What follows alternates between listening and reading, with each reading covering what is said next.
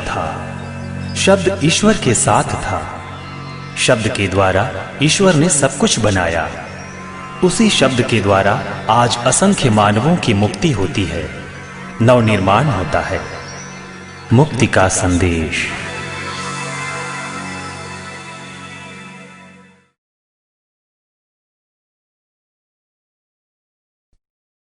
प्रिय मित्रों, बाइबल में जिस ईश्वर के बारे में हमें पढ़ने को मिलता है, वह ईश्वर हमें स्वस्थ करने वाला ईश्वर है। बाइबल के निर्गमन ग्रंथ के अध्याय 15 उसके वाक्य 26 में प्रभु कहता है, मैं वो प्रभु हूं जो तुम्हें स्वस्थ करता है। मैं वो प्रभु हूं जो तुम्हें स्वस्थ करता है। ईश्वर हमें स्वस्थ करता है। ईश्वर हमें चंगा करता है। हम बाइबल के नए विधान में प्रभु यीशु मसीह के बारे में जो सुसमाचार पढ़ते हैं, उसमें भी हमें एक ऐसे प्रभु के बारे में पढ़ने को मिलता है जो हमें स्वस्थ करता है। सुसमाचार में हम पढ़ते हैं कि प्रभु यीशु 40 दिन और 40 रात प्रार्थना और उपवास में बिताए।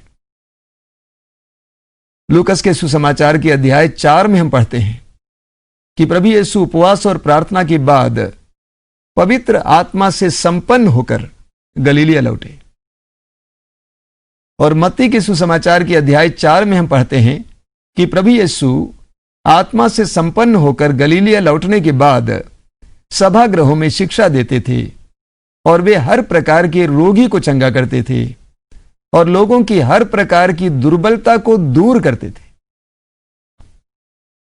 मत्ती के सुसमाचार के अध्याय 8 उसके वाक्य 16 में हम पढ़ते हैं कि संध्या होने पर लोग बहुत से अवधूत ग्रस्तों को यीशु के पास ले आए। यीशु ने शब्द मात्र से अवधूतों को निकाला और सब प्रकार के रोगियों को चंगा किया। प्रभु यीशु के सार्वजनिक जीवन में सुसमाचार के प्रचार के कार्य में चंगाई का एक बहुत बड़ा स्थान है। सुसमाचार में बताता है कि प्रभु यीशु के शरीर से सामर्थ्य बहता था, पवित्र आत्मा का सामर्थ्य बहता था और जितनों ने भी यीशु को स्पर्श किया वे सभी चंगे हो गए। प्रभु यीशु ने कई प्रकार के रोगों से लोगों को चंगा किया। शारीरिक रोगों से, आत्मिक रोगों से, मानसिक रोगों से लोगों को चंगा किया। उनके शरीर से सामर्थ्य बहता था। मार्कुस के सुसमाचार के अध्याय 5 में पढ़ते हैं एक नारी के बारे में जो 12 वर्षों से रक्तस्राव के रोग से पीड़ित थी। आप समझ सकते हैं कि उस नारी की क्या हालत रही होगी। मार्कुस लिखता है, सुसमाचार में हम पढ़ते हैं कि वैद्यों पर वैद्य बदलने से उसकी हालत और गंभीर हो गई और उसके पास कोई धन नहीं था। उस समय उसके दिल में एक विश्वास जाग उठा कि यदि मैं यीशु नाजरी के कपड़े को छू लूंगी मैं चंगी हो जाऊंगी। और उस दृढ़ विश्वास के साथ वो भीड़ को चीरकर यीशु के कपड़े के पल्ले को छू लेती है। उसी समय वो चंगी हो जाती है। 12 साल पुराना रक्तस्राव वहीं बंद हो जाता है। यीशु के शरीर से सामर्थ्य बहता था। सुसमाचार में हम ये भी पढ़ते हैं कि लोग विश्वास के साथ यीशु को पुकारते थे। मत्ती के सुसमाचार के अध्याय 8 की शुरुआत में हम पढ़ते हैं कि जब प्रभु यीशु पर्वत पर प्रवचन दे रहे थे, उसके बाद पर्वत से नीचे उतर रहे थे, एक कोढ़ी यीशु के सामने आकर घुटना टेककर बोला, आप चाहें तो मुझे शुद्ध कर सकते हैं। प्रभु के वचनों को सुनने के बाद उसके दिल में प्रभु के प्रति विश्वास जग उठा। उसने कहा, आप चाहें तो मुझे शुद्ध कर सकते हैं। और प्रभु ने कहा, मैं यही चाहता हूं, शुद्ध हो जाओ। और वो शुद्ध हुआ। प्रभु यही चाहता है कि हम सभी शुद्ध हो जाएं। प्रभु यही चाहता है कि हम सभी चंगे हो जाएं। और उसी वक्त वो कोढ़ी चंगा हो गया। इसी तरह हम पढ़ते हैं लूकस के सुसमाचार के अध्याय 17 में प्रभु यीशु मार्ग से गुजर रहे थे और उस मार्ग के किनारे 10 कोढ़ी खड़े थे। उस जमाने में कोढ़ी समाज से अलग किए जाते थे और अगर उनको वापस समाज में आना होता तो इस बात का प्रमाण उनको समाज के सामने पेश करना पड़ता कि वे चंगे हो गए हैं। और पुरोहित उनका जांच करते थे और तब प्रमाणित करते थे कि ये चंगे हैं और इसलिए समाज में पुनः रह सकते हैं। वे 10 कोढ़ी यीशु को पुकारते हुए बोले, हे यीशु, हम पर दया कीजिए। जवाब में प्रभु ने कहा, जाकर पुरोहितों को दिखाओ, अर्थात तुम चंगे हो गए हो। हालांकि वे चंगे नहीं थे, लेकिन उन्होंने यीशु के वचन पर विश्वास किया और वे पुरोहितों को दिखाने के लिए आगे बढ़ते हैं। सुसमाचार में बताता है कि मार्ग में वे सभी चंगे हो गए। इसी तरह लूकस के सुसमाचार के अध्याय 18 में हम एक अंधे के बारे में पढ़ते हैं। वो अंधा सड़क के किनारे बैठकर भीख मांग रहा था। प्रभु यीशु मसीह वहां से गुजर रहे थे। काफी बड़ी भीड़ थी। भीड़ की आवाज को सुनकर अंधे ने पुकार कर पूछा कि क्या हो रहा है। लोगों ने कहा कि यीशु नाजरी यहां से गुजर रहा है। उसने यीशु नाजरी के बारे में पहले सुना था और इसलिए उसने पुकार कर कहा, हे यीशु, दाऊद के पुत्र, मुझ पर दया कर।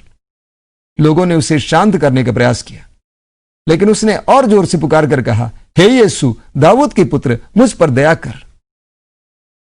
उसकी पुकार में उसकी वेदना थी। प्रभु यीशु रुक जाता है।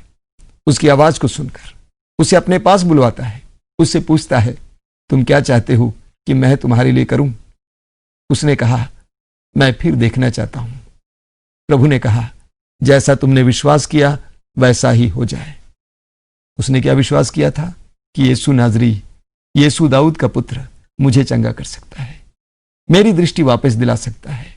उसी वक्त वो चंगा हुआ और ईश्वर की स्तुति करते हुए यीशु के पीछे चलने लगा। हम लूकस के सुसमाचार के अध्याय 6 में पढ़ते हैं कि प्रभु यीशु सभागृह में शिक्षा दे रहे थे। विश्राम का दिवस था। उस दिन कोई भी कार्य करना गलत माना जाता था।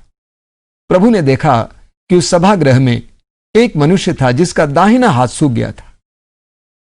प्रभु ने उसे सबके सामने बुलाया, सबके सामने खड़ा किया और प्रभु ने आदेश दिया, तुम अपना दाहिना हाथ फैलाओ। उसी वक्त उसका दाहिना हाथ चंगा हो गया और वो पूरी तरह से स्वस्थ हो गया। सुसमाचार में हमें इसी प्रकार कई प्रसंग मिलते हैं जहां पर हम पढ़ते हैं कि कैसे यीशु मसीह ने रोगियों को चंगा किया। यूहन्ना के सुसमाचार के अध्याय 5 में हम पढ़ते हैं कि प्रभु यीशु यरूशलेम मंदिर में थे और मंदिर के एक फाटक के पास एक कुंड था जिसका नाम था बेतसैदा, और उस कुंड में कभी कभी स्वर्गदूत उतरता था और उस कुंड के जल को हिलाता था, और जो भी रोगी उसके अंदर प्रवेश करते थे, उस कुंड में नहाते थे, वे सभी लोग चंगे हो जाते थे। और इसलिए उस कुंड के चारों ओर नाना प्रकार के रोगों से त्रस्त कई रोगी पड़े हुए थे। प्रभु यीशु ने चारों ओर दृष्टि लगाया और प्रभु ने देखा कि एक व्यक्ति वहां पे पड़ा हुआ था जिसका शरीर सूखा हुआ था, जो 38 वर्षों से पड़ा हुआ था। प्रभु यीशु उसके पास जाता है और उससे पूछता है, क्या तुम चंगा होना चाहते हो? उस रोगी ने कहा, मेरा कोई नहीं है, मैं अकेला हूं, मेरा कोई नहीं है जो पानी के पास मुझे ले चले। प्रभु के दिल में उसके प्रति तरस आया, दुख हुआ, पीड़ा हुई, और तुरंत प्रभु ने उससे कहा, अपना खाट उठाकर घर चले जाओ। उसी वक्त वो चंगा हुआ और अपना खाट उठाकर अपने घर चला गया। प्रभु यीशु रोगियों पर तरस खाते थे। कई प्रकार के रोगी अंधकार के वश में पड़े थे, अपने ही पापों के वश में पड़े थे, जिसके चलते वे रोगी थे। सुसमाचार में हम पढ़ते हैं कि एक बार प्रभु यीशु एक घर में सुसमाचार सुना रहे थे। ईश्वर के राज्य के बारे में लोगों को सुना रहे थे, और इतनी ज्यादा भीड़ थी कि उसके अंदर प्रवेश करना लोगों के लिए कठिन था। कुछ लोगों ने जहां पर यीशु बैठे थे उसके ऊपर के छत को खोला और एक अर्धांग रोगी को एक खाट के सहारे यीशु के सामने रखा। प्रभु यीशु ने लोगों के विश्वास को देखा और उस भाई से कहा, भाई तुम्हारे पाप क्षमा हो गए। वहां बैठे लोग कुड़कुड़ाने लगे, ये पाप क्षमा करने वाला कौन है? प्रभु यीशु जानते थे कि यह व्यक्ति इसलिए रोगी है क्योंकि इसने पाप किया है। और उसी वक्त प्रभु सबके सामने उस रोगी को चंगा करता है। प्रभु कहता है, खाट उठाकर अपने घर चले जाओ। उसी वक्त वो चंगा हो जाता है। प्रभु यीशु मसीह ने रोगियों को चंगा किया। वो रोगियों के हर प्रकार की पीड़ा को समझा और उनकी पीड़ा को दूर करने का प्रयास किया। मत्ती के सुसमाचार के अध्याय 8 उसके वाक्य 17-18 में हम पढ़ते हैं, इस प्रकार यशायाह नबी का यह कथन पूरा हुआ, उसने हमारी दुर्बलताओं को दूर कर दिया और हमारे रोगों को अपने ऊपर ले लिया। प्रभु यीशु ने हर प्रकार की दुर्बलताओं में पड़े लोगों पर तरस खाकर उनकी दुर्बलताओं को दूर किया और उनके रोगों को अपने ऊपर ले लिया। जब प्रभु ने अपने शिष्यों को सुसमाचार प्रचार के लिए भेजा, उनसे भी यही कहा, तुम्हें मुफ्त में मिला है, मुफ्त में दे दो। प्रभु ने उन्हें आदेश दिया कि जहां कहीं भी तुम जाओगे, ईश्वर के राज्य का प्रचार करो, अबदूतों को निकालो और हर प्रकार की रोगी को चंगा करो। और शिष्यों ने ऐसा ही किया।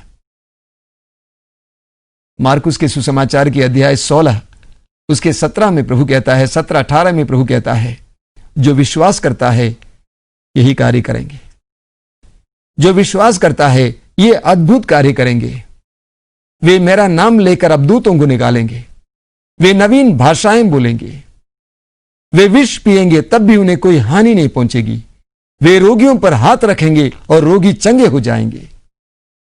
और प्रेरित चरित्र में हम पढ़ते हैं कि किस तरह से प्रभु यीशु के शिष्य प्रभु के इस प्रतिज्ञा को पूर्ण होते हुए अपने जीवन में महसूस किए।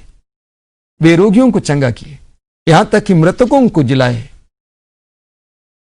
प्रेरित चरित्र के अध्याय 3 में हम पढ़ते हैं कि पेंतकोस्त त्योहार के बाद जब प्रभु यीशु के शिष्य पवित्र आत्मा से भर गए, शक्ति से परिपूर्ण हो गए, वे यरूशलेम मंदिर के एक फाटक जिसका नाम था सुंदर फाटक के पास बैठे हुए जन्म से लंगड़े एक जवान व्यक्ति को चंगा करते हैं। और वो चारों ओर उछलता है, कूदता है, पूरा शहर जान गया। इस प्रकार उस समय से लेकर आज तक प्रभु यीशु के शिष्य यीशु के नाम पर रोगियों को चंगा करते हैं। आज भी आपको यीशु के नाम पर रोगियों को चंगा करते हुए अलग अलग जगह पर देखने को मिलेंगे। और मैं आपको ये बताना चाहता हूं, यदि आप भी विश्वास करेंगे और रोगियों पर यीशु के नाम पर हाथ रखेंगे, वे भी चंगे हो जाएंगे। हमारे आश्रम में हजारों की संख्या में लोग आते हैं, कई प्रकार के बंधनों से छुटकारा पाते हैं, कई प्रकार के रोगों से छुटकारा पाते हैं। आज भी संसार भर में हजारों हजारों लोग यीशु के नाम पर चंगाई प्राप्त करते हैं, क्योंकि यीशु चंगाई देने वाला है। प्रभु कहता है, मैं वो प्रभु हूं जो तुम्हें स्वस्थ करता है। वो प्रभु है जो हमें स्वस्थ करता है, आध्यात्मिक, मानसिक और शारीरिक स्वास्थ्य प्रदान करता है। आज से विश्वास कीजिए, इस वचन के बाद अपने जीवन के हर पीड़ा, विशेष करके शारीरिक रोग को यीशु के हाथ में सौंप दीजिए। आज रात को सोने से पहले विश्वास कीजिए कि प्रभु यीशु मेरे रोग से भी मुझे छुटकारा दिलाएगा। पूर्ण विश्वास कीजिए। जिस तरह उस अंधे ने विश्वास किया, जिस तरह उस कोढ़ी ने विश्वास किया, पूर्ण विश्वास कीजिए। आज की रात आपके लिए बंधनों से मुक्ति की रात हो। आज की रात आपके लिए शारीरिक चंगाई की रात हो। हम सभी मिलकर प्रार्थना करें। अपनी आंखें बंद कीजिए, दोनों हथेलियों को खुला रखिए। हे दयालु पिता, तेरे पुत्र यीशु मसीह के नाम पर हम सबको तू शुद्ध कर, हर प्रकार के बंधन से छुटकारा दिला, हर तरह के रोग से हमें छुटकारा दिला। हमें सताने वाले, हमें निराश करने वाले उन सारे रोगों से हमें छुटकारा दिला। हे प्रभु यीशु, हम पर दया कर। जिस तरह तूने उस कोढ़ी को चंगा किया, उस अंधे को चंगा किया, हमें भी चंगा कर। आध्यात्मिक रोग से, मानसिक रोग से, शारीरिक रोग से तेरी स्तुति हो। हमारा पता है मातृधाम आश्रम, क्राइस्ट नगर पोस्ट, वाराणसी 2